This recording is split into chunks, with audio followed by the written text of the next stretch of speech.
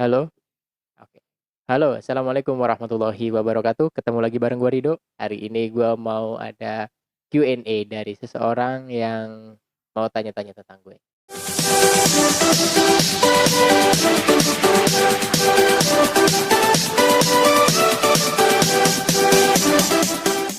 Oke, langsung aja pertanyaan yang pertama. Keyakinan apakah yang membuat Anda kuat bertahan hingga titik sekarang setelah berbagai hal tragis yang menimpa kehidupan Anda? Sebenarnya ora tragis-tragis banget ya urip Nyong ya. Sebenarnya urip Nyong ora tragis-tragis banget. Tapi banyak banget hal-hal besar yang gue lewatin. Jadi tentang hidup gue mulai dari gue bangkrut, gue terus gagal proyek, gagal, banyak hal.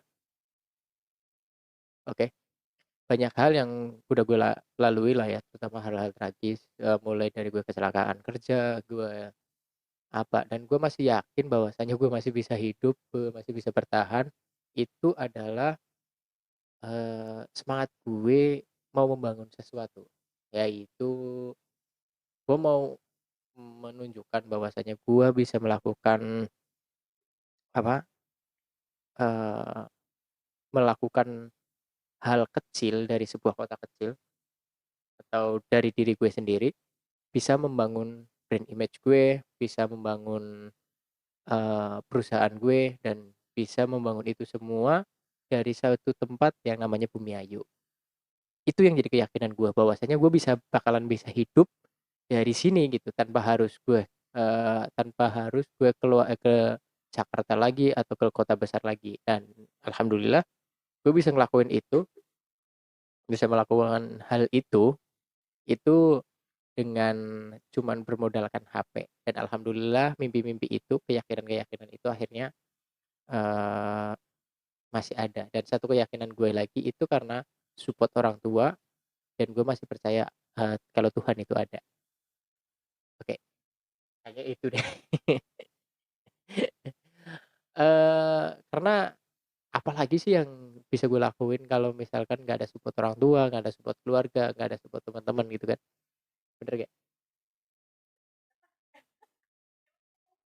Iya orang kayak ya Eh, gak nyewa bayar apa-apa. jadi paling enak itu kita ngobrol langsung ya. Ya, Nah, pertanyaan saya, dari cerita yang sudah pernah saya dengar, dari cerita kehidupan Anda, yakni adalah ketika Anda bercerai dengan istri Anda, sampai kemudian akhirnya Anda meninggalkan kota tempat suami tempat istri dan anak Anda, kan saat itu Anda tidak membawa apapun ya, ya, atau kecuali HP. nggak ada, aku nggak Nah, bawa apapun. dari manakah Anda mendapatkan HP tersebut? Gini, waktu gue pulang dari Jakarta gue nggak bawa apapun, gue cuman bawa uang 100.000 buat naik bis sumber alam, itu bayarnya 90.000, bayar 90.000, sisa 10.000 itu buat beli air mineral. Nah, pas sampai, Kali Gua, pertemuan Kali Gua itu gue naik juga nggak nggak nggak punya duit, kita ngojek aja begitu nyampe rumah, gue suruh bayar gitu, suruh orang rumah yang bayar gitu. Terus, eee, kan gue nggak punya HP ya, jadi beberapa bulan gue di rumah itu gue nggak ngapa-ngapain, gue bener-bener nggak ngapa-ngapain. Suruh jadi guru gue nggak mau, suruh, eee, kerja nggak mau, apa-apa nggak mau, dan gue bilang, "Lu mau ngapain?" Gitu, "Di rumah aja." "Enggak, gue nggak di rumah aja, tapi gue mau melakukan sesuatu." "Sesuatunya apa?" "Gue mau melakukan sesuatu dengan HP." "Lu butuh HP doang." Akhirnya pada saat itu ada nyokap gue bilang, "Ya udah nanti kita beli HP," gitu. "HP-nya HP apa?" Dikira HP yang 800 ribuan aja kan cukup kan gitu. Mungkin kalau kalian semua sering lihat HP gue yang Y71, nah itu HP yang dikasih nyokap gue 2 tahun silam, itu dibeliin gara-gara gue nggak mau kerja, gue nggak mau ngapa gitu. Dari HP Y71 itu alhamdulillah beberapa pekerjaan gue, beberapa bisnis-bisnis gue akhirnya jalan. Salah satunya Bumi Ayu Ngangeni, ini Bumi Ayu, Love Brebes, terus kuliner Brebes, dan Sekarang alhamdulillah gue punya Yamin 33 Bumi Ayu, dan ini lagi landing lagi, kangen traveling, seperti itu. Heeh, tapi semuanya itu kan nggak cuma dengan HP ya, mesti ada kerja keras, terus skill skill dari diri kita sendiri itu penting. Nah, dari Masnya itu sendiri, untuk memulai dari HP itu gimana sih? Nah, dari tahun 2012 gue itu udah membangun brand perusahaan gue namanya Ini Bumi Ayu. Ini Bumi Ayu adalah cikal bakalnya dulu itu dari Bumi Ayu News. Jadi itu salah satu ya kenapa gue bisa hidup ya karena Ini Bumi Ayu. Karena kenapa kok bisa hidup? Karena menurut gue Bumi Ayu itu punya potensi yang besar untuk dibangunkan sesuatu. Salah satu adalah tentang promosi Bumi Ayu. Nah, promosi Bumi Ayu itu masih jarang banget. Makanya gue bilang gue bakalan bisa dari sini karena banyak banget orang yang belum tahu Bumi Ayu, belum tahu ini. Nah, gue membangun itu, gue membangun citranya bagaimana, gue membangun polemiknya bagaimana, gue membangun produk itu bagaimana membangun media itu bagaimana biar orang-orang tertarik pada media gue. Begitu sudah banyak orang yang tertarik pada media gue ini, akhirnya gue bisa berjualan banyak hal. Gue bisa jualan motor, gue bisa jualan produk kaos, gue bisa jualan apalagi ya, handphone dan kawan-kawannya itu. Dan itu gue tawar-tawarin ke banyak orang gitu. Salah satunya juga jual produk tentang apa namanya? Hasil foto, hasil video dan lain-lain. Gue melakukan hal itu, akhirnya dari situlah pundi-pundi keuanganku bisa berjalan gitu. Salah satunya juga gue menjual IB. IB itu Ini Bumi Ayu Experience, media sosial experience. Nah, media sosial experience itu adalah apa? Itu adalah plan bisnisku untuk apa ya, untuk ngurusin media sosial orang, baik itu bisnis ataupun, perusahaan ataupun apa, untuk dibikinin sama kita gitu, baik postingannya, baik itu insight-nya biar naik bagaimana dan lain-lain sebagainya. Nah, itu yang gue lakuin gitu. Nah, kemudian, untuk di Kota Bumayo itu sendiri kan, media promosi dalam platform media sosial itu kan masih baru. Nah, bagaimana sih strategi yang Mas Rido ini pakai agar mendapat kepercayaan masyarakat yang lebih? Yang penting, eee, gimana caranya kita itu meyakinkan mereka bahwasanya, setiap produk mereka yang masuk ke Ini Bumi Ayu, itu bakalan bisa dikenal, bakalan bisa diketahui banyak orang. Salah satunya adalah dengan strategi-strategi marketing yang masuk pas dengan pangsa pasarnya. Dulu gue berpikiran bahwasanya bakalan dilakuin sama halnya dengan kota-kota besar. Ternyata hal itu terlalu dark, terlalu bahaya. Kita turunin kadarnya gitu, biar orang-orang Bumiayu itu masih menerima dan orang Bumiayu juga masih merasa senang. Mereka tidak terlalu apa ya, Rane, tidak terlalu merasa, wah kayaknya jomplang gitu. Jadi sesuatu hal yang baru begitu dimasukkan, itu pasti orang bakalan terkaget-kaget. Nah, gimana caranya? Itu kadang aku uji pasar gitu. Sampai seberapa levelnya itu sampai seberapa gitu, begitu, deg, oh ini nih, orang udah nggak terima dengan, orang udah nggak kena nih tentang promo gue, ya gue turunin lagi gitu, biasanya seperti itu. Oke, terus lanjut ke pertanyaan yang kedua ya. Ya boleh. Nah, pertanyaannya yaitu bagaimana sih Anda memaknai tentang pernikahan setelah berulang kali menuai kegagalan? Oh, kegagalannya baru sekali dong. Enggak, gini, kegagalan setelah dan saat akan menikah. Oh, kegagalan dalam hubungan ya? Iya. Dalam hubungan gue hampir sering banget gagal, terutama terutama gagal nikah ya. Setelah gue bercerai pun sering banget gagal nikah, karena gue orangnya terlalu terbuka mungkin. Terlalu terbuka pada pasangan gue, kepada orang lain juga. Nah, gara-gara keterbukaan gue itu banyak orang yang memikirkan, "Ini kok orang begini sih? Orang kok begini sih?" Gitu. Terlalu terlalu ekstrim banyak orang memikirkan seperti itu. Tapi menurut gue mendingan gue jujur di awal, setelah itu orang trust ke gue gitu. Trust ke gue, habis itu, ya ini ridho gitu dan ini orangnya seperti ini gitu. Jadi kalau misalkan gue melakukan hal itu, mereka tidak terkaget-kaget dengan apa yang gue lakuin gitu. Nah, balik lagi ke pertanyaan tadi, dari kegagalan-kegagalan itu gimana ke gue kan, gimana Hmm. guenya gitu. Sebenarnya banyak kecewanya sih gue gitu, karena gue kalau udah melihat seseorang dan ada orang yang bilang,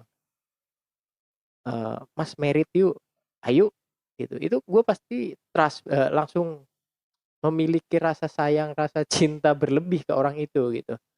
Yakin bahwasanya dia bakalan merit sama gue. Setelah itu mereka jadi mundur alon-alon gara-gara apa yang gue omongin, ya itu pasti dampak dari apa yang gue lakuin. Sebenarnya sih gue pengennya kenalan, komitmen, menikah. Tapi kebanyakan sekarang itu kenalan, komitmen, mundur alon-alon gitu. Nah itu yang gue bingung gitu, kenapa ada mundur alon-alonnya ini. Kadang begitu gue ngomong sesuatu, ya gue orangnya keras kepala, gue ngomongnya gini gini gini gini gini, pasti akhirnya jadi mulai melambat untuk, mundur alon-alon tadi lah intinya. Intinya seperti itu, gara-gara jujur, nggak tahu kenapa ya, nggak tahu kenapa gue orangnya jujur banget kalau masalah kepribadian gue ke pasangan, karena gue nggak mau pada saat gue udah married, gue udah menikah 5 tahun atau lagi bahagia-bahagianya, ada orang yang membisikin, si Rido pernah pacaran sama ini dan itu dan anu." Nah, gue nggak mau tuh, gue biasanya ceritain dulu dari awal sampai akhir, gimana kehidupan gue, gimana perlakuan gue, gimana sikap gue, biar si pasangan gue ini sudah siap begitu married sama gue gitu. Dan kebanyakan itu mereka nggak siap. Kebanyakan seperti itu. Akhirnya ya gagal lagi dan gagal lagi dan sampai sekarang belum menemukan pengganti istri gue. Nah, dari kegagalan-kegagalan tadi, apa pernah terbesit dalam pikiran Mas Dido untuk merubah apa yang menjadi, kebiasaan Mas Dido sebelum menentukan apakah ini pasangan yang baik buat Mas Dido atau bukan? Ya kalau kalau berubah pasti berubah, seiring dengan pendewasaan ya, pasti berubah. Gue udah, mmm, menurut banyak orang gue banyak berubah dengan hal lain gitu, tapi kan yang jadi masalah biasanya bukan pada saat gue berubahnya, tapi eee, Prosesnya ya? pada saat prosesnya gitu dan orang nggak menerima apa yang pernah terjadi gitu. Kalau gue menerima aja, orang apa, kayak bekas apa, siapa dia, gue menerima apa adanya gitu. Nah, yang jadi masalah kan pasangan yang mau jadi pasangan gue itu menerima atau tidak gitu kan, jadi masalah kan itu. Padahal yang lalu ya udah lalu gitu, kita jalanin aja ke depan, bagaimana ke depannya, mau lebih baik atau tidak gitu kan. Kalau gue sih pikir, pasti gue bakalan melakukan sesuatu dan gue sedikit demi sedikit merubah merubah dari dulunya gue harus A, harus B, harus C, harus D, enggak gitu. Sekarang banyak banget, hal-hal yang hal-hal yang gue lakuin untuk nah salah satunya itu tuh, eee, dulu gue pacaran ya harus milih-milih dulu gitu, milih dengan siapa orangnya, ininya siapa. Yang jelas sih pilihan gue cuman satu, orang yang mau dan orang yang gue mau gitu. Kalau guenya mau, orangnya nggak mau, ya nggak mungkin gue pilih gitu. Orang dia mau tapi gue nggak mau juga gue nggak bakalan pilih, buat apa gitu kan. Karena pernikahan menurut gue ya harus mau sama mau, karena nanti ada kerelaan, ada macem-macem lah banyak hal, karena gue merasakan itu selama pernikahan gue gitu. Nah, lanjut ke pertanyaan yang ketiga. Oke. Apa sih motivasi hidup yang dari dulu hingga sekarang Mas Dido, pegang kemudian dijadiin pedoman setiap kali akan melakukan sesuatu? Motivasinya motivasinya adalah gue harus bisa melakukan sesuatu gitu, dan sesuatu itu harus gue capai gitu. Itu yang jadi pedoman gue. Jadi kalau gue pengen sesuatu, ya udah gue kejar sampai itu terjadi gitu. Berpuluh-puluh tahun pun gue bakalan lakuin biar, hal itu terjadi. Salah satu contoh gini, dulu gue pengen banget kerja di sebuah perusahaan besar dengan gaji yang besar. Begitu gue udah jadi, udah udah terlaksana, gue mau ngapain lagi gitu. Dan gue punya cita-cita lain gue adalah gue bikin punya perusahaan sendiri yang bisa menghidupi banyak orang dan, itu dari jerih payah gue sendiri dengan kesenangan gue sendiri, ya akhirnya itu. Jadi kalau prinsip hidup gue adalah, kalau gue pengen sesuatu, gue usahain biar sampai sampai terjadi itu. Kadangkala kan motivasi seseorang itu biasa kita kutip atau kita lihat dari tokoh-tokoh Ya betul, terkenal gitu kan. Nah dari Mas Rido sendiri itu ada gak sih tokoh terkenal yang buat Mas Rido itu ya gue harus kayak dia? ada banget, salah satunya B.J. Habibie. Gue lihat banget dari B.J. Habibie. Jadi Pak Habibie itu gue pernah baca bukunya, gue mengikuti kisahnya, jejaknya bagaimana segala macamnya, dan gue ya pokoknya itulah yang jadi ininya, yang jadi apa namanya ya, dia seorang engineer, gue juga mengikuti dia. Jadi gue dulu gara-garanya Joshua di Obok-Obok. Dulu itu pasti ada nyanyiannya Joshua yang biar kayak Pak Habibie. Nah, dari situ, siapa sih Pak Habibie? Itu kan bisa bikin pesawat, bisa bikin apa. Nah, gua pengen jadi seperti beliau, jadi engineer. Oke, gue jadi engineer. Terus dia romantis banget ke istrinya. Terus dia setia enggak sih? Orang dia pacaran sama orang lain kan. Tapi sampai akhir hayatnya dia setia banget gitu. Maksudnya dia jadi tokoh besar gitu. Jadi seseorang yang pengen sesuatu itu harus terjadi untuk merubah negaranya gitu, dan beliau melakukan itu. Nah, gue juga pengen seperti itu gitu. Yang gue sedang lakuin gitu. Panutan gue ya B.J. Habibie itu gitu. Terus apa sih yang paling terkenang kata-kata beliau yang sampai sekarang Mas Rido juga pengen banget mewujudkan kata-kata itu? Apa ya, lupa gue. Gue lupa pokoknya, lupa. Jadi eh, intinya, eh, dia pengen ngerubah negaranya gitu lah. Ada kata-kata itu. Pengen pengen menjadikan sesuatu itu menjadi ada di negaranya gitu. Ada di quote-nya dia, aku lupa. Pokoknya itulah. Nah, kalau B.J. Habibie itu sendiri kan termasuk negarawan ya. Ya, betul. Jadi fokus dia juga sebagai negarawan ya melihat negaranya kayak Ya, gitu. betul. Nah, dalam pergerakan Mas Rido sendiri itu pernah nggak sih terpikir bahwa Mas Rido juga harus bisa melakukan perubahan di negara ini? Ya, aku nggak perlu di negara ini ya. Gue nggak perlu sampai negara dia besar gitu. Aku cuma orang kecil. Yang jelas gini, aku ingin melakukan sesuatu untuk Bumi Ayu. Itu aja sih. Dan sedikit demi sedikit gue udah melakukan untuk dunia digitalku gitu. Gue pengen saat ini jadi Bumi Ayu basic. Jadi kalau ada orang yang meng-hire aku atau yang kenalan dengan aku, bukan aku yang harus ke kota mereka, tapi mereka yang harus ke kotaku. Intinya itu. Jadi kalau Pak Habibie mungkin ya skalanya besar dari Jerman ke Indonesia gitu. Kalau gue dari Bumiayu, dari Jakarta ke dari Bekasi ke Bumiayu. Itu aja udah cukup menurut gue. Jadi apa yang gue pernah lakuin di Jakarta, apa yang pernah gue lakuin di kota, gue bisa terapin juga di Bumiayu. Gue membesarkan ini Bumiayu, gue bisa membesarkan, mudah-mudahan Kangen Traveling ini bisa besar gitu. Dan kalau ada orang yang butuh gue, orang datang ke Bumiayu, bukan gue datang ke tempat mereka gitu. Tapi menurut pandangan saya ya sebagai seorang yang kurang lebih bisa dibilang lama dalam mengenal Mas Rido itu sepertinya Mas Rido itu orang yang selalu merasa kurang Betul. dalam hal apapun. Tapi kalau dilihat dari penjelasannya tadi eh, agak sedikit kayak Mas Rido merasa mencukupkan hal itu. Sebenarnya enggak. Aku belum merasa cukup, belum merasa puas gitu. Belum puas apapun itu dengan hal ini. Ini masih kurang, masih sangat jauh. Eh di Bumiayu gue belum ketemu tim yang oke banget untuk aku berlari. Kemarin ketemu dengan Sakenazi Team, ternyata begitu aku ajak lari, mereka keteteran gitu. Dan gue nggak suka gitu. Gue bukan nggak suka ya, tapi gue belum cocok. Belum ketemu yang cocok banget, yang klik banget dengan apa yang aku pengenin. Jadi ya udah mengalir begitu saja. Begitu banyak aku masuk ke komunitas, banyak aku masuk ke tempat-tempat nongkrong, belum ketemu yang satu frekuensi. Frekuensinya tuh bener-bener satu frekuensi dan bisa berlari kencang gitu. Karena segala project itu harus ada frekuensi dengan teman-teman yang sekitar kita, keliling kita. Begitu udah ketemu mah larinya ya mau nggak kencang lagi, bisa banyak hal gitu, dan belum ketemu aja. Berarti sekarang pun aku merasa, belum puas banget dengan apa yang sedang gue lakuin gitu, karena belum ada apa-apanya. Masih sebatas jempol, apa, kotoran kuku lah, itu juga belum sampai. Nah, kalau dalam tahap membangun itu sendiri kira-kira udah mencapai persentase berapa persen? Paling baru 10 sampai 15%. Itu juga udah setengah mati banget gitu. Harusnya harusnya sih ya kalau misalkan 2 tahun ini berjalan dengan baik, tahun ketiga itu biasanya udah hampir 45%.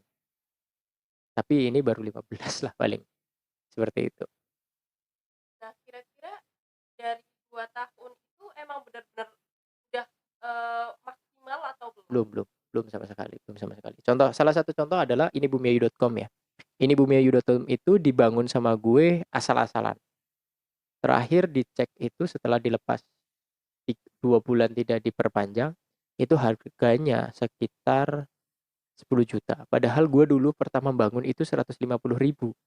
Dalam 1 tahun gue nulis sekitar 200 tulisan gue, artikel gue. Harganya langsung naik berpuluh-puluh kali lipat jadi 10 juta. Bayangkan kalau misalkan gue itu dulu membangun dengan baik, tulisan gue bisa sampai 1.000 dalam 1 tahun, harganya bukan lagi 10 ribu, bukan 10 juta, bisa bisa 40 juta atau 50 juta. Bayangkan dengan hal itu dengan diajak main-main loh. Bayangin kalau misalnya ini diajak serius, seberapa besar harganya gitu. Itu seperti itu sih, salah satu contohnya. Nah, terus, banyak banget nih, berbagai platform media sosial yang dipegang sama Mas Ya, Rido. betul. Nah, ada nggak sih satu yang buat Mas Rido itu selalu fokus? Ada Ada. Itu ada. apa ya kalau boleh Ini tahu? ini Bumi Ayu. Nah, alasannya itu apa? Karena itu yang paling besar sih. Itu yang paling, jadi gini, kalau orang membangun banyak brand dan belum besar semua, itu pegang satu yang paling besar. Udah, nanti yang lain bisa mengikuti. Tapi kalau kalian nggak fokus dengan yang besar ini, nanti bisa lepas semua gitu. Jadi kalau kalau misalkan kita melakukan sesuatu gitu, kalau ada yang sudah besar, fokus saja sama yang besar itu dipegangin gitu, jangan sampai lepas, jangan sampai buyar. Nah kalau buyar nih, buyar semuanya gitu. Ya makanya yang gede tetap aja dibangun dengan baik, dengan bagus gitu. Biar ini nggak lari kemana-mana gitu. Begitu ini tetap lari, yang lain yang kecil-kecil juga bakalan ikut keangkat. Seperti itu sih menurut gue. Terus, selama ini banyak nggak sih, eee, apa ya, brand yang Mas buat kemudian lepas gitu aja? Banyak banyak banget banyak banget. Gue pernah punya satu yang besar, jurnalpantura.com, bignews.com, terus apa lagi ya, jatengjzone.id, terus apa lagi ya, adalah beberapa. Gue bangun brand itu dan nggak masuk gitu, karena timnya nggak ada, jadi ya sudahlah. Jadi itu benar-benar milik pribadi ya, personal banget? Ya sebenarnya sekarang gue udah bilang itu bukan personal, sekarang udah jadi tim, jadi IP gitu. Maksudnya sebelum Ini ada. sebelum ada tim ya itu pribadi, tapi setelah 1 tahun kemarin itu udah kita lepas jadi sebuah komunitas gitu. Jadi sebuah instansi namanya IP, ini Bumiayu Experience.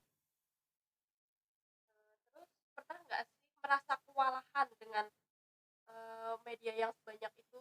Oh sering banget, terutama lagi pada saat ada banyak job ya, terutama job iklan itu masuk ya kita kewalahan. Kadang ada job iklan, ada job live, ada juga job untuk memposting yang baru. Wah ya itu pasti bentrok dan kewalahan. Biasanya kayak gitu sih. Nah, siasat apa sih yang dilakukan Mas Rido ketika ada berbagai job yang waktunya itu tabrakan, bahkan pada waktu yang sama? Biasanya dibagi sama tim. Kalau timnya lagi lengkap gitu ya, kita bagi. Tapi kalau udah timku udah turun semua, masih apa sih namanya, orang bisa metuk ya paling ditinggal salah satunya gitu. Ya, pokoknya sebisa mungkin jobnya dipegang gitu. Terakhir sebelum gua tepar dan sakit, Itu malamnya gue habis dari Purwokerto dengan kondisi yang udah panas dingin gitu. Itu demi demi job yang harus gue lakuin gitu. Ya totalitas lah dalam bekerja. Nah, kalau kayak tadi, misalnya harus ada satu yang ditinggal. Nah, itu pasti kan tumbuh kekecewaan ya Ya betul, dari konsumennya Mas betul. Rido. Nah, cara mensiasatinya juga itu dengan apa? Yang penting kita berkomunikasi dengan klien ya. Kita harus berkomunikasi dengan klien yang baik lah intinya gitu. Jadi kalau misalkan kita ada sesuatu yang nggak bisa diomongin ya, Be, ya, kita harus ngomong ke klien kita kendala-kendala apa gitu, kenapa nggak bisa, biar kasih tahu lah ke klien kita biar nggak menunggu kita, seperti itu mungkin. Terus yang namanya klien itu kan kadang ada yang pengertian, Iya, kadang ada juga yang ngeyel gitu ya. Kalau ada klien-klien yang ngeyel, apakah Mas Rido tetap mempertahankan jika suatu saat dia itu menawarkan job yang sama tapi waktunya juga bentrok? Apakah akan eee, tetap mengambilnya atau nggak gimana? nggak nggak nggak pasti kalau dari pengalaman nggak mungkin dia lakuin karena kita pengennya bekerja secara profesional dan juga menyenangkan gitu. Hal yang menyenangkan adalah bekerja yang kita sukai gitu. Kalau kita nggak suka dengan pekerjaan kita, ya ngapain gitu. Kalau misalkan ada orang yang seperti itu, ya mentah-mentah tuh, walaupun gajinya gede ya uangnya besar, tapi kalau misalkan tidak menyenangkan buat apa gitu. Nah, selama ini Mas Rido itu sendiri kan bekerja dengan tim, apalagi ketika kayak tadi misalkan ada bentrok ya, kalau ada job, terus Mas Rido melakukannya dengan membaginya kepada tim-tim Mas Rido. Tapi kadang masih ada rasa kurang puas nggak sih dari apa yang tim Mas Rido lakuin? Masih banyak banget. Timku masih belum kuat sekuat macan lah ya. Karena karena tim-timku ini masih anak-anak SMA, anak SMA baru lulus, baru kuliah gitu. Jadi, mereka belum mengetahui profesionalitas, mereka baru mengetahui cara bekerja itu seperti apa, belum secara profesional itu seperti apa, paling gitu sih. Kadang gue juga harus memantau 100% ke mereka biar klienku nggak lari, biasanya begitu. Nah, terus alasan apa sih yang membuat Mas Rido itu lebih memilih merekrut mereka-mereka yang masih ya dalam artian masih belajar, masih mahasiswa kayak gitu. Padahal kan selain itu banyak loh tenaga profesional di luar sana. Gajinya mahal, dah, yang lulus S1 begitu datang mereka minta gaji 3 juta dan kemampuan itu aku belum punya itu. Kalau anak-anak SMA, kita berbicara dari hati ke hati, secara nalar gitu, bahwasanya ini bukan bukan project besar gitu, tapi project yang bisa menjadikan kalian besar gitu. Jadi kita bertumbuh bersama. Kalau bahasanya tumbuh bersama, mau gaji seberapa pun pasti bakalan dilakuin gitu. Walaupun gak ada gajinya juga mereka lakuin. Tapi kalau misalkan datang-datang mereka minta gaji besar, sedangkan pekerjaan mereka belum tentu seperti apa, buat apa gitu kan? Mending hire orang-orang yang belum terlalu berpengalaman, kita ajarkan. Setelah itu dengan uang seadanya, tapi, bisnis gue tetap berjalan gitu. Jadi itu intinya ya, kenapa aku hayat anak-anak kuliah apa segala macam, itu biar mereka juga mengerti, proses dalam membangun sebuah brand itu seperti apa gitu. Tapi yang perlu digarisbawahi adalah nggak sembarangan ya Mas Rido itu merekrut mereka-mereka untuk menjadi tim Mas Rido ya. Nggak, itu pasti. Jadi nggak asal gitu, nggak semua anak bisa gue rekrut, enggak. Tapi bener-bener mereka yang berkomitmen. Jadi selama 2 tahun ini gue baru dapetin anak kuliah itu totally 4, 1, 2, dan yang terakhir ini ada keempat, itu juga belum totalitas gitu. Mereka masih setengah-setengah dan gue pengennya mereka adalah 100%. Tapi itu proses gitu, proses yang harus mereka jalani. Begitu mereka jalani bagaimana bisnis ini berkembang dan besar, setelah itu mereka dengan sendirinya akan membangun brand ini gitu. Daripada orang-orang yang gue rekrut begitu bisnis ini gagal mereka lari, bukannya mempertahankan brand ini gitu. Nah, ini jujur-jujuran aja ya Mas ya. Yang namanya tumbuh bersama itu kan pasti di akhir cerita gitu ya. Itu kita harus menikmatinya bersama-sama. Nah, apakah pernah terpikir dari Mas Dido sendiri ketika apa yang kita bangun bersama-sama itu udah besar, kemudian Mas Dido akan melupakan orang-orang yang berjalan bersama, apalagi mereka-mereka yang menemani Mas Dido bisa dibilang dari nol. Ya kan caranya gampang gitu, caranya gampang.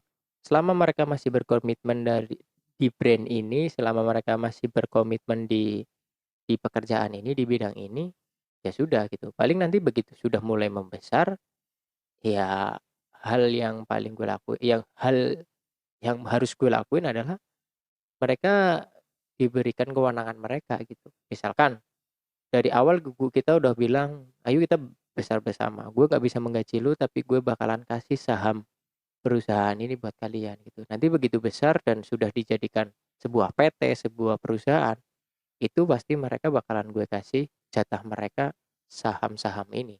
Sahamnya bukan buat gue 100% tapi dibagi-bagi ke teman-teman yang sudah mendukung gue ini gitu. Terus dari saham-saham tersebut ya, eee, sepertinya apa sih cara enggak sih, seberapa besar sih, eee, pembagian dari Mas Didonya sendiri ke tim-tim Mas Dido? Dibaginya nanti melihat kinerja lah. Begitu kinerjanya bagus, begitu kinerjanya ini apa segala macam, ya kita langsung bisa diskusi. Berapa saham yang bakalan gue kasih, berapa saham yang bakalan gue bagi gitu. Yang jelas itu bakalan gue kasih gitu. Dan keuntungan apa segala macamnya juga bakalan dibagi rata. Dibagi ratanya adalah sesuai dengan apa berat ringannya pekerjaan mereka ya. Itu pasti seperti itu. Nah, ini agak balik lagi ya ke pertanyaan tentang, orang-orang yang Mas Dido rekrut. Mhm. Nah, kalau anak-anak SMA atau kelasan mahasiswa itu kan masih dalam tahap usia yang labil ya. Ya. Nah, cara menanggapinya itu gimana sih biar mereka itu bisa bekerja sesuai tupoksinya, sesuai yang Mas Dido inginkan? Sebenarnya sudah banyak hal yang gue lakuin gitu ya, banyak hal yang gue omongin tapi ya namanya anak-anak labil, akhirnya gue harus secara telaten memperhatikan mereka, secara telaten mengajari mereka, secara telaten ngobrol dari hati ke hati ke mereka gitu. Butuh banyak banget proses. Hari ini gue ngomong A, besok dia udah ngelakuin C, D, F, G, H. Tapi gue membiarkan juga mereka untuk mengeksplor Eksplorasi. eksplorasi diri mereka gitu. Jadi ya sudahlah gitu, ikutin aja alurnya. Nanti kalau mereka sudah ketemu feel mereka dalam bisnis ini juga mereka bakalan kembali ke jalurnya. Itu seperti itu sih menurut gue. Oke, untuk itu ya dari motivasi hingga apa ya, pekerjaan yang sedang dijalani ini, kayaknya cukup ya. Nah, untuk pertanyaan yang keempat, apa sih mimpi terbesar yang ingin dilakukan serta sudah seberapa keras Anda? Mimpi terbesar gue adalah perusahaan gue dikenal banyak orang. Itu pasti. Yang kedua, gue pengen Bumi Ayu jadi basic bisnis, bukan Jakarta sentris atau Semarang sentris dan lain-lain. Tapi gue pengen ada orang Bumi Ayu yang dicariin banyak orang dan orangnya ke sini, bukan kita yang keluar itu. Itu ego gue sih, itu ego gue. Kenapa? Karena dari dulu orang kalau pengen sesuatu ya ke Jakarta, orang pengen apa ya ke kota besar, bukan mereka yang dari kota besar datang ke kota kecil untuk melakukan sesuatu itu gitu. Dan gue pengen mereka yang datang ke sini untuk datang kita sambut di kantor kita ngobrol di kantor kita dan lain sebagainya gitu kan. Nah, gue pengennya sebenarnya seperti itu sih. Dan Kangen Traveling menjadi tolak ukur terakhir gue dalam berbisnis. Mudah-mudahan gue bisa keliling Indonesia. Sesuai dengan tagline-nya, Kangen Traveling jelajah keliling Indonesia. Ya bukan cuma Indonesia sih, sebenarnya seluruh dunia. Tapi yang paling goals paling pertama yang pengen gue capai adalah gue bisa keliling Indonesia dan memperkenalkan Bumi Ayu itu ada di mana. Itu seperti itu. Nah, agak agak kembali ya soal apa ya tadi? Terus ini loh, udah seberapa keras sih, berapa keras Anda menjemput untuk menaklukkan impian yang Mas Rido ini benar-benar impikan banget? Eee, Sebenarnya belum seberapa lah. Gue masih kecil banget, masih usahanya masih kecil banget, masih sangat, minim banget, tapi sedang dilakukan. Apapun lagi gue lakuin, banyak banyak sesuatu yang sedang gue lakuin. Salah satunya adalah gue membangun tim gue gitu. Gue pengen lari tapi nggak ada temennya gitu, gue malas aja gitu, nanti nanti dulu lah gitu. Gue mau berusaha sekeras apapun tapi kalau gue belum punya tim yang kuat ya buat apa juga gitu. Mendingan gue hidup untuk diri sendiri dulu aja gitu, bukan untuk perusahaan gue. Makanya gue lagi pelan-pelan dulu membangun tim-tim gue biar timnya udah siap, semuanya udah ready, gue lari kencang juga oke gitu. Karena cita-cita gue untuk bisa membangun kangen traveling besar itu bakal berdampak juga ke guenya kalau gue nggak siap dengan tim gue. Itu biasanya kayak gitu. Nah, sebelum membangun tim itu ada juga yang dinilai penting, salah satunya relasi ya. Apalagi Mas Rido ini baru 2 tahun di dunia Yu. Nah, bagaimana sih cara Mas Rido itu membangun relasi hingga menjadi ya bisa dibilang sosok lah di dunia Yu ini? Ya, gue membangun relasi dengan baik dan dengan buruk. Yang dengan baik itu adalah kita berteman dengan banyak orang, kita mengikuti banyak kegiatan, kita mengikuti banyak event dan lain-lain sebagainya. Terutama ngumpul-ngumpul dan nongkrong-nongkrong di beberapa kafe dan lain-lain. Gue juga membangun relasi buruk. Kenapa kok relasi buruk? Sebenarnya bukan itu sih. Sebenarnya gini, kita biasanya shiki war apa ya? Pokoknya kita melakukan postingan shit posting kayak gitu biar orang melirik, biar orang membaca, biar orang melihat postinganku. Setelah itu mereka mencari tahu aku dengan rasa benci. Setelah mereka benci aku dan lain sebagainya, akhirnya mereka pengen ketemu. Ternyata banyak orang yang berubah 180 derajat begitu ketemu aku gitu. Setelah kita ngobrol dari hati ke hati, kita ngobrol ke sana kemari, fine-fine aja gitu, gak ada masalah dan begitu kita obrolin. Jadi segala sesuatunya ya gue rancang dan gue bangun gitu. Mungkin kata-kata yang tepat buat Mas Rido ini bisa dibilang adalah cinta dimulai dari benci kayak gitu ya. Ya, benci Heeh. bilang cinta, Iya asik. gitulah. Cinta bilang benci. Benci bilang cinta dong, Enggak dong, cinta bilang benci. benci bilang cinta. Oke, oke itulah ya pokoknya. Oke, lanjut. Tapi kan eh, hanya beberapa lah ya paling yang bisa sampai ke tahap mengajak Mas Rido untuk bertemu dan ngobrol banyak banget kayak gitu.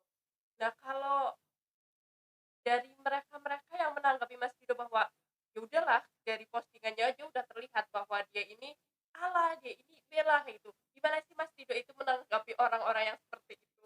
Bodoh amat sih menurut gue. Bodoh amat pokoknya.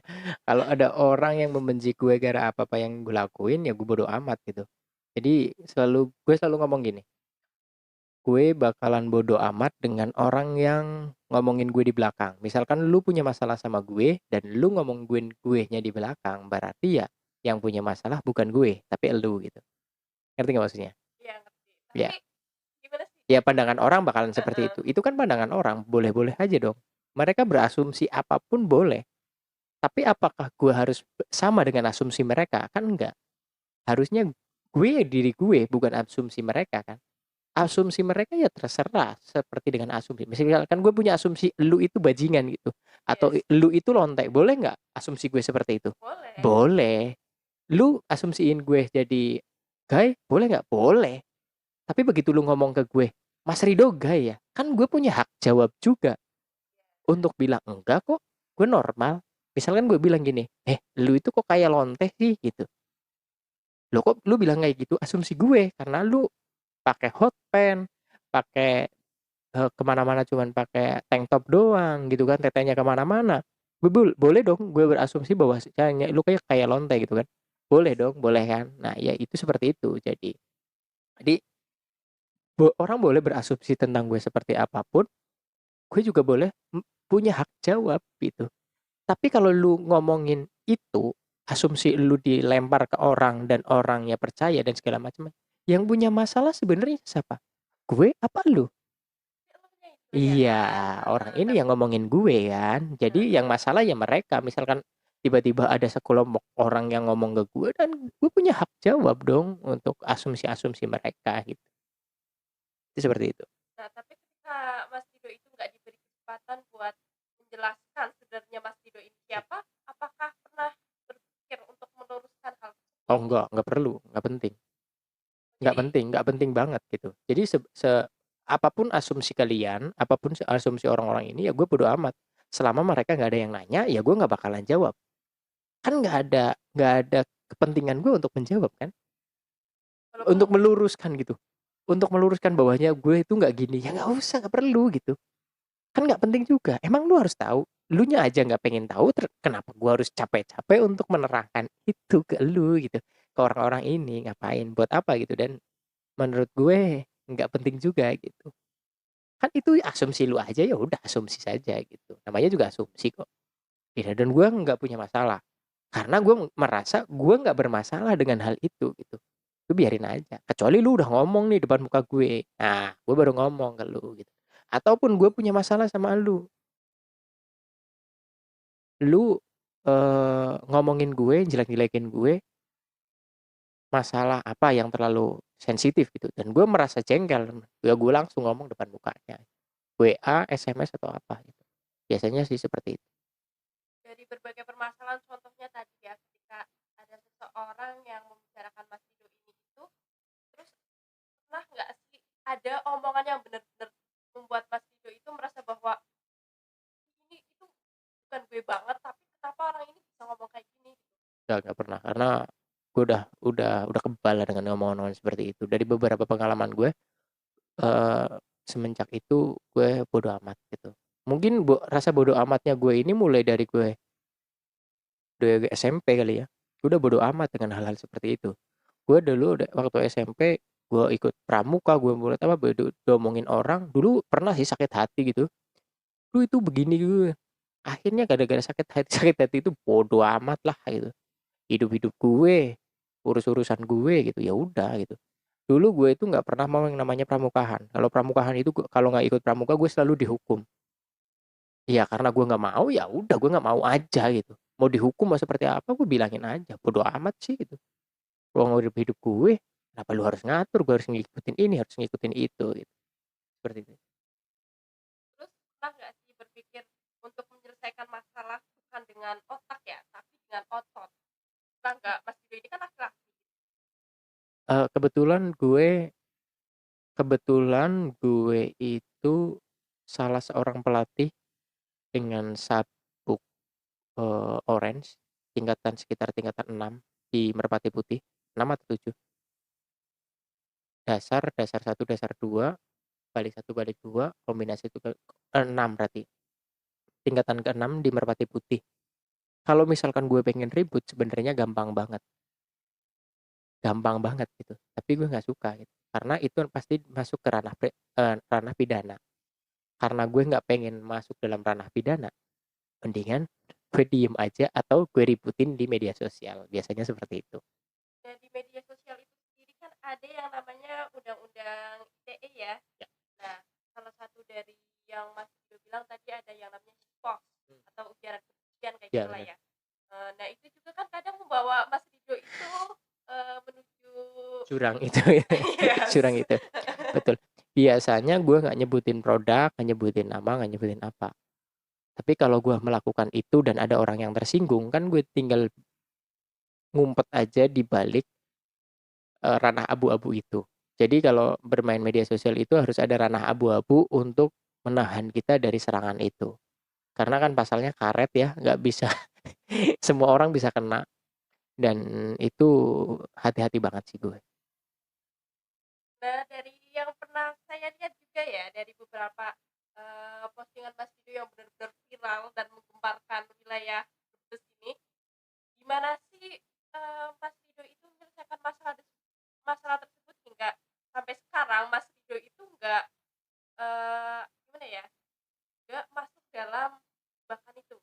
Mmm, ada juga yang berakhir damai, berakhir di kantor polisi, berakhir di warung kopi, berakhir juga, di meja hijau belum pernah sih alhamdulillah. Polisian lah paling terakhir, yang sampai sekarang belum berakhir juga ada. Kita tetap bermusuhan, bahkan sampai ketemu nggak saling sapa, itu masih ada. Di komen-komen gue masih kasar, masih sarkastik itu banyak banget dan gue ya udahlah gitu, biarin aja gitu. Biarin aja sih mereka tuh, mereka dengan kehidupan mereka. Mau dia mau ngomong apa, mau ngomong apa, bodo amat gitu. Yang penting bagi gue selama selama perusahaan ini masih bisa berkembang dan, masih bagus perjalanannya, ya gue pertahanin gitu. Paling itu sih. Nah, dari kebanyakan orang itu sendiri kan ketika membangun sebuah perusahaan, membangun sebuah brand image itu kan pasti mereka itu membangunnya agar terlihat baik ya. Nah, kalau Mas Rido ini Enggak sendiri enggak kan enggak enggak kok, enggak. Semua orang sekarang sekarang ya di dunia digital itu membangun brand image itu bukan dari baik loh, tapi dari buruk dulu. Contoh, eee, Coki Pardede dan Tretan Muslim, terus Anjayani, Arab, terus, siapa lagi, Awkarin dan lain-lain.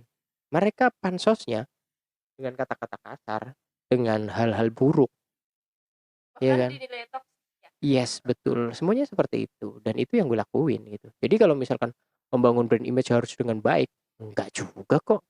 Ini orang-orang ini contohnya gitu dan itu gue lakuin juga. Terus kadang Mas Rido ini pernah ngerasa minder atau ngerasa bahwa nggak pantas gitu ketika ada orang-orang menilai perusahaan Mas Rido itu hanya sebagai bahan eh, bahan apa ya namanya, bahan yang membuat publik itu ricuh. Iya, biarin aja gitu. Gue ngerasain itu, tapi kan ini yang sedang gue lakuin gitu. Ini yang sedang gue besarkan. Walaupun itu jadi ricuh, jadi apa, ya kan tergantung pemikiran mereka kan. Sebenarnya yang bikin ricuh itu bukan guenya, tapi pemikiran merekanya kan. Ricuh itu gara-gara ketersinggungan kan. Kenapa orang tersinggung? Kenapa orang jadi marah? Itu karena pribadinya dan karena kelompoknya gitu. Biasanya kayak gitu karena lingkungannya. Paling gitu sih. Jadi dan kita mengetahui persis hal itu makanya gue goreng itu. Ini adalah mangsa pasar. Itu seperti itu. Jadi semakin meledak-meledak rasa amarah mereka dari Mas Rido itu sendiri semakin senang ya. Betul sekali. Oke. Mantap. Oke, patut patut. Nah, ini pertanyaan yang terakhir. Pertanyaan yang kelima, walaupun dari tadi udah ada berapa pertanyaan ya, kalau dicatat itu mungkin udah banyak banget ya. Tapi ini pertanyaan utama yang terakhir yaitu, pernahkah Anda merasa lelah dalam menjalani hidup Pernah. dan mengapa itu bisa terjadi? Aku pernah gara-garanya gagal nikah Nah, dan gagal tolong nikah lagi. tolong Itu karena itu hal yang bikin gue lelah. Lelahnya gini, kenapa sih setiap kali gue berencana untuk menikah gak jadi dan gak jadi lagi? Alasannya satu, gara-gara masa lalu gue gitu, gara-gara perilaku gue. Itu eh intinya kan sebenarnya suka sama suka kan. Kalau sudah suka sama suka kenapa harus ada orang lain yang merasa tidak suka dengan kita? Padahal yang nggak suka itu bukan kita berduanya gitu, tapi orang lainnya gitu. Nah, kegagalan-kegagalan gue itu gara-gara orang lain, bukan gara-gara gue sama orang orang ini yang gue suka gitu, biasanya itu. tapi yang paling banyak itu dari faktor internal atau faktor eksternal yang membuat kegagalan itu ada. Eksternal lah tadi, eksternal. Eksternalnya adalah dari orang yang nggak suka sama kita, bukan kita berduanya, tapi dari orang yang nggak suka sama kita gitu. Ngerti nggak maksudnya sih? Aku suka sama cewek, ceweknya suka sama gue, Lingkungan lingkungan sekitarnya. sekitarnya yang nggak suka. Kadang Gara-gara itu ya akhirnya nggak jadi. Contohnya kakaknya, adeknya, saudaranya, omnya, tantenya, bapaknya, emaknya. Itu yang sebenarnya kan yang bakalan dinikahin itu berduanya dong. Keluarga hanya mengikuti saja kan. Itu seperti itu sih. Kalau kata gue, tapi kan banyak orang menikah itu ya sekeluarga-keluarganya gitu. Padahal kalau menerima dengan apa adanya ya sudah. Mau seperti seburuk apapun orang kalau diterima ya sudah. Mau sejahat apapun orangnya, yang penting tidak merugikan dirinya, menurut gue ya udah gitu. Tapi ya banyakkan orang kan berpikirnya adalah ini mau jadi keluarga dia, macam-macam segala macam gitu. Ya seperti itulah. Karena gue punya punya punya prinsip gini. Jodoh itu di tangan jodoh itu di tangan Tuhan, tapi kita sendiri yang menentukan. Harusnya seperti itu. Kalau kita sudah menentukan ini jodoh gue, ya udah, itu bakalan jadi jodoh gue gitu. Seperti itu sih. Dan Tuhan tinggal menentukan, oh iya bener ini. Itu aja sih. Tapi lihat-lihat ya, restu orang tua itu kan emang penting, ya kan? Nah, kalau hanya berlandaskan kalian suka sama suka, itu apakah akan tetap di kemudian hari hubungan kalian ini menjadi hubungan yang gimana ya? Harusnya kan pernikahan itu seperti yang Mas Vigo ini sering bilang ya, dari pernikahan itu menyatukan dua keluarga kan? Iya, sebenarnya kan gini. Kalau si pasangan ini suka sama suka, saling menguatkan dan saling menjaga dan ngurusi hidup mereka berdua itu dengan baik, dengan harmonis, dengan cinta dan kasih sayang, dengan kebahagiaan, orang di sekitar kita itu bakalan ikut bahagia kan? Iya, betul. Yang nggak bahagia itu begitu ini bahagia, yang ini yang nggak suka, itu ya jadi ikut nggak bahagia. Ada orang yang nggak bahagia lihat orang bahagia. Bener gak sih? Iya, betul. Nah itu yang jadi Sekarang masalah. banyak banget lah ya. Orang lain bahagia, susah lihat orang senang, senang lihat orang susah. Itu masalahnya gitu. Padahal kalau misalkan kalian bahagia ya udah urusin aja hidup kalian, kalian senang ya udah urusin aja hidup kalian. Kalau kalian bahagia aku ikut senang, kalau kalian sengsara ya sudah jalanin aja sendiri jangan bawa-bawa gue deh gitu. Intinya gitu kan. Nah kebanyakan kan enggak. Kalau ada orang bahagia, ah itu kan Paling gitu ya. paling Paling paling gini, paling gitu, paling gitu. Nah itu yang jadi masalah. Padahal ya sudah aja gitu. Padahal selama selama pernikahan, selama gue dulu pernikahan kan gitu. Susah-susahnya gue, sengsara-sengsaranya gue, bahagia-bahagianya gue ya sama keluarga gue gitu. Kenapa kok sampai sampai sampai akhirnya cerai? Karena sudah tidak tidak lagi ada kekompakan di situ, tidak ada lagi keserasian di situ. Harusnya kan pernikahan itu saling menguatkan, saling serasi segala segala macam ya. Itu seperti itu sih. nah, Mas Rido ini sendiri kan dalam mengenal perempuan atau dikenal oleh perempuan itu sebagai sosok laki-laki yang dalam tanda kutip itu nakal, ya kan? Nah, tapi dari kata nakal itu sendiri, pernah nggak sih Mas Rido itu berpikir bahwa Mas Rido itu takut nyakitin orang perempuan? Oh iya, pasti pasti. Gue selalu berpikiran, walaupun senakal-nakalnya gue selalu berpikiran, ah gue nggak pengen nyakitin hati perempuan gitu. Tapi itu orang perempuan yang gue sayangi gitu. Yang gue sayangi pasti gue nggak bakalan mau nyakitin. Sebenarnya ke siapapun sih gue nggak pengen nyakitin. Tapi kadang ada momen-momen yang akhirnya kok jadi rasanya jadi nyakitin ya, itu gitu. Misalkan gini, gue mau merit ya sama lu. Oh ya udah yuk. Tapi kalau lu nggak mau merit-merit terus gue merit sama orang lain duluan, nggak apa-apa ya. Oh ya udah nggak apa-apa. Begitu gue mau bener-bener mau merit sama orang lain, ini jadi nggak terima gitu. Itu kan lucu gitu. Padahal udah satu satu obrolan bahwasanya kalau misalkan nggak mau merit, terus gue meritnya sama orang lain, sepakat saja. Pendewasaan saja sih menurut gue kayak gitu. Namanya pemikiran orang memang berubah-ubah ya, semakin seiring berjalannya waktu pasti rasa kehilangan itu mulai besar, maksudnya rasa takut kehilangan itu mulai besar. Terus Terutama menu bro. oh nggak apa-apa, Sejam gadget. tinggal sejam, gue Nggak ngedit apa-apa, saya tangan. mau cukupkan untuk waktunya itu menjadi jam. Oh iya. Makanya dari tadi saya lihat waktunya gitu, timernya ini udah berapa menit. Saya mau cukupkan 1 jam. Nah mungkin ini pertanyaan terakhir ya. Dari rasa takut itu sendiri, pernah nggak sih Mas Rido itu berpikir bahwa ketika saya menyakiti perempuan, saya itu menyakiti saya sendiri? Pernah nggak? Karena ibu Mas Rido itu sendiri kan juga sama-sama perempuan. Pernah nggak mikirin?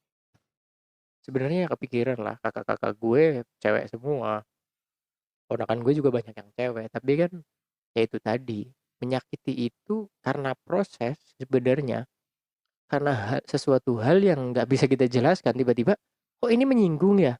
Batasan menyinggung ke seseorang itu kan kita nggak tahu. Menyakiti itu kan menyinggung kan?